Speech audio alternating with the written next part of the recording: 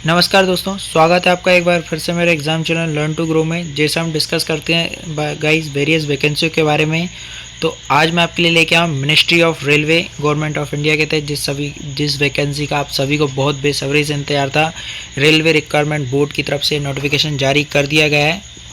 मैं थोड़ा सा लेट हूँ, नोटिफिकेशन ऑलरेडी रनिंग में है। तो चलिए गाइस पूरा हम प्रॉपर डिस्कस करते हैं क्या है वैकेंसी, कितनी पोस्ट पे यहाँ पे निकाला गया है। तो शुभारंभ करते हैं आज की वीडियो सीरीज का। फर्स्ट ऑफ ऑल आप देख ही सकते हैं रेलवे का रिक्वायरमेंट का टेक्नीशियन का यहाँ पे रिक्वायरमेंट का मांगा गया है आपसे। तो यहाँ पे इन्होंने पूरी पॉइंट टेबल बना के रखी, important state, general instruction, vacancy, age limit, criteria, सबका यहाँ पे आपको पूरा प्रॉपर नॉलेज मिल जाएगा कि आपको appendix A B annexure B A B C में आपको क्या मिलने वाला है। तो यहाँ पे बिल्कुल भी वीडियो स्किप मत कीजिएगा, पूरा प्रॉपर डिस्कस करेंगे आप गाइस। यहाँ पे हम पोस्ट की बात कर लें तो आप यहाँ पे देख सकते हैं signal, track machine, black smith, bridge, कारवेज, डीजल इलेक्ट्रिकल, डीजल मैकेनिकल, सभी ट्रेडों को यहाँ पे भरपूर मौका दिया गया। बेल्डर, टोटल हम वैकेंसी की बात कर लें तो अप्रॉक्स 6238 वैकेंसियों को यहाँ पे निकाला गया है गाइज रेलवे की तरफ से। ये अभी बढ़ भी सकती है, कंफर्म नहीं है, क्योंकि हर बार रेलवे जो वैकेंसी निकालता है तो 2-3 हज़ार वैकेंसियाँ तो ऑलमोस्ट बढ़ ही जाती हैं। तो डोंट वरी गाइज, ये वैकेंसी आई होप सो बढ़ेगी। बट अगर 6238 पोस्ट पे है तो बहुत ज़्यादा पोस्ट है, यहाँ पे आप देख सकते हैं। चलिए हम आगे बात कर लेते हैं। जो ज़रूरी है गाइज, मैं सिर्फ उतनी बात आपसे करना चाहूँगा, ज़्यादा नहीं करना चाहूँगा, क्योंकि आप सभी को पता है कि एग्ज़ाम कैसे कंडक्ट होता है, क्या क्या ज़रूरी है, मेन हम प्रॉपर डिस्कस करेंगे।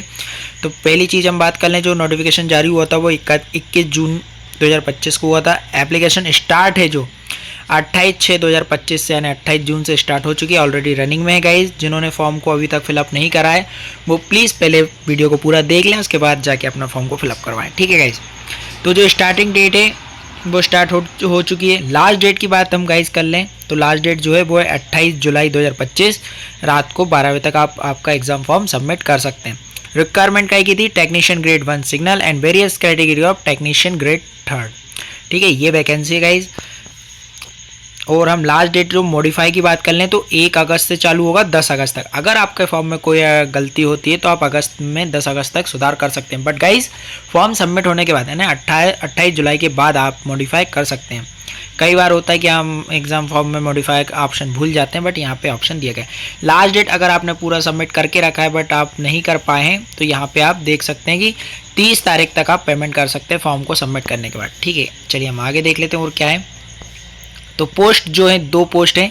वो दूसरी बात गाइस, सबसे पहली कि application complete in the all respect must be submit online mode only, ठीक है। तो आप ऑनलाइन ही इसको सबमिट कर सकते हैं, अदरवाइज इसको ऑफलाइन कोई इसका वो नहीं है।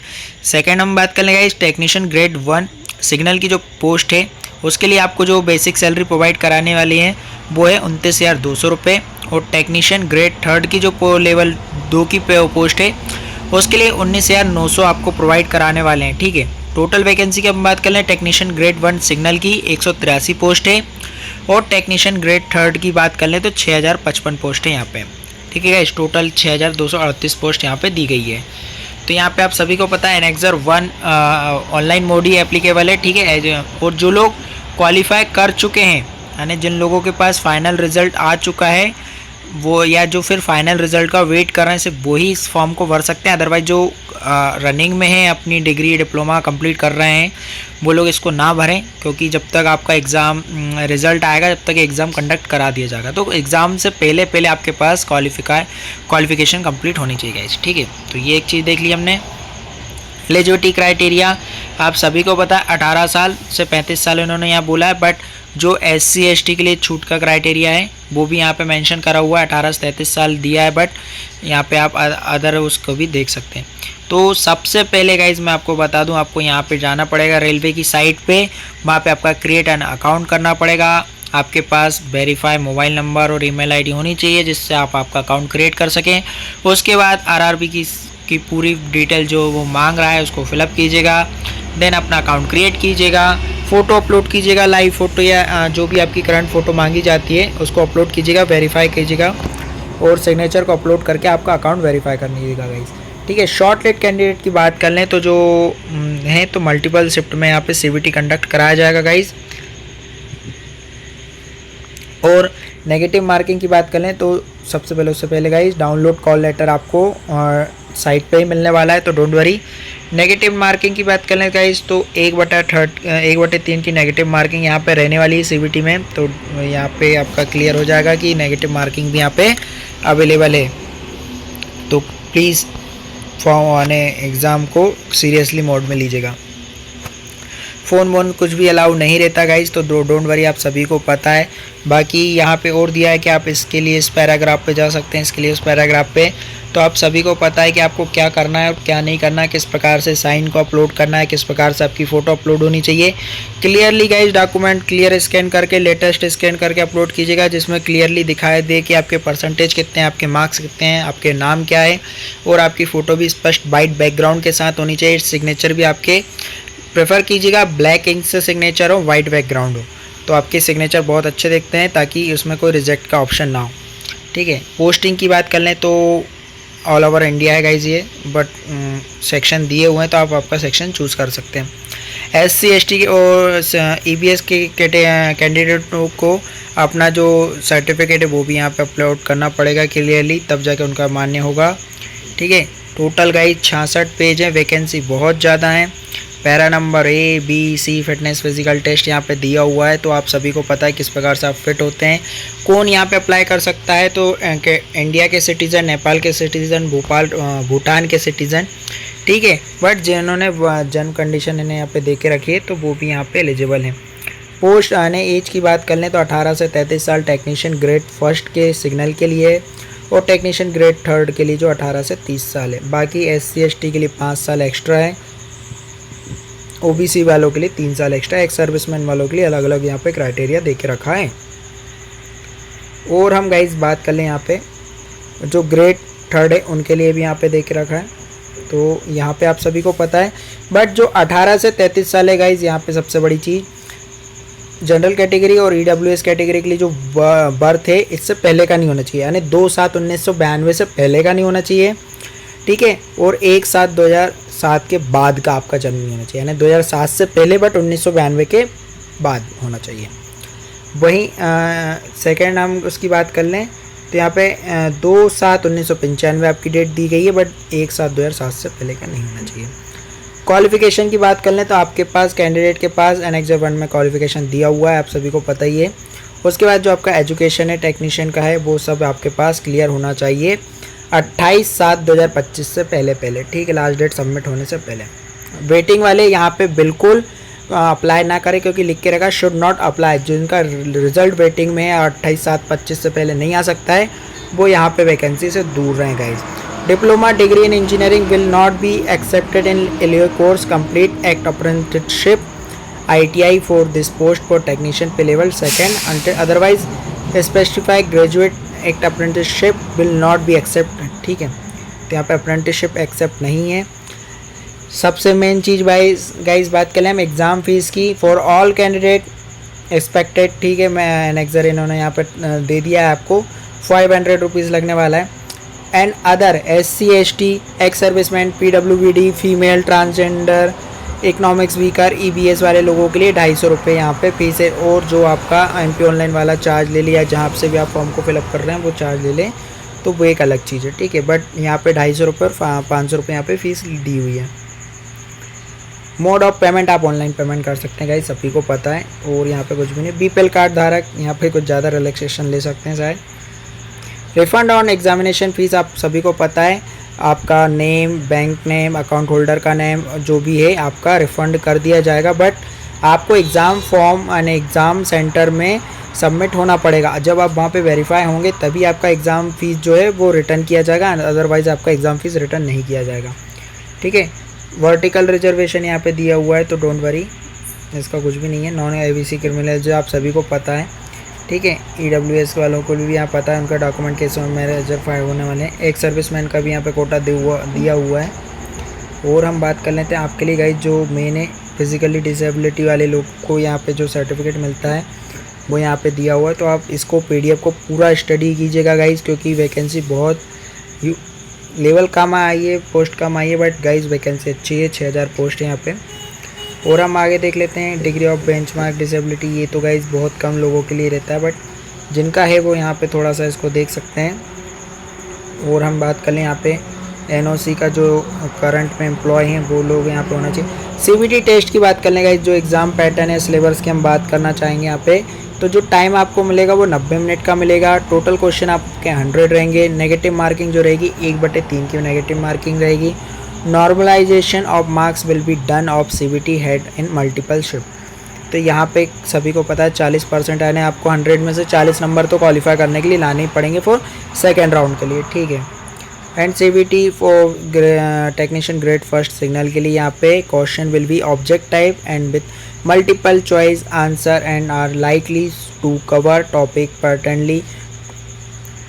यहाँ पे आप देख ही सकते हैं general awareness, general intelligent reasoning, आप सभी को पता है क्या पूछने वाला है। मैथमेटिक्स आपका रहने वाला है, बेसिक साइंस एंड इंजीनियरिंग रहने वाला है। तो यहाँ पे दिया है जनरल अवेयरनेस के 10 क्वेश्चन रहने वाले हैं, रीजनिंग के आपके 15 रहने वाले हैं, बेसिक कंप्यूटर नॉलेज एप्लीकेशन के 20 नंबर, मैथमेटिक्स के 20, बेसिक साइंस एंड इंजीनियरिंग के 35। टोटल 100 क्वेश्चन 100 मार्क्स के आपके यहाँ पे रहने वाले हैं। तो आप यहाँ पे देख सकते हैं।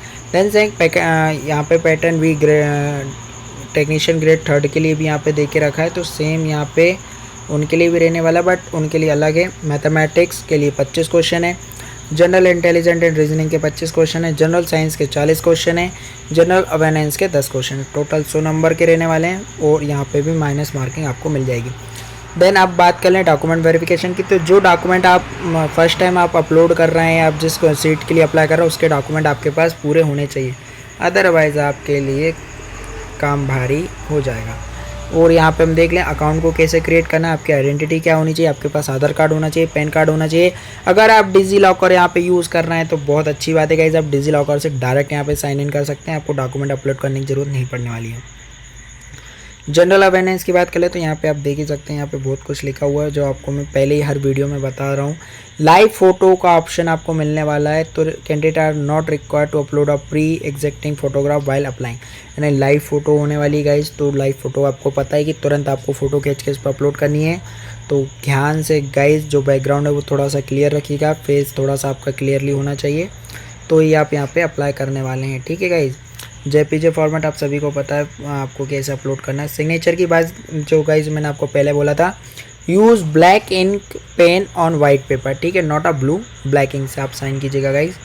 यहाँ पे पूरा जनरल इंस्ट्रक्शन दे के रखा है, आप किस प्रकार से इसको फॉर्म को भर सकते हैं और किस प्रकार से नहीं भर सकते। तो गाइज यहाँ तक, क्योंकि बहुत बड़ी पीडीएफ है 66 पेज की है गाइज। और यहाँ पे हम बात कर लें, वेबसाइट भी दे के रखी हुई रेलवे ने, तो आपको ज़्यादा दिक्कत नहीं होगी।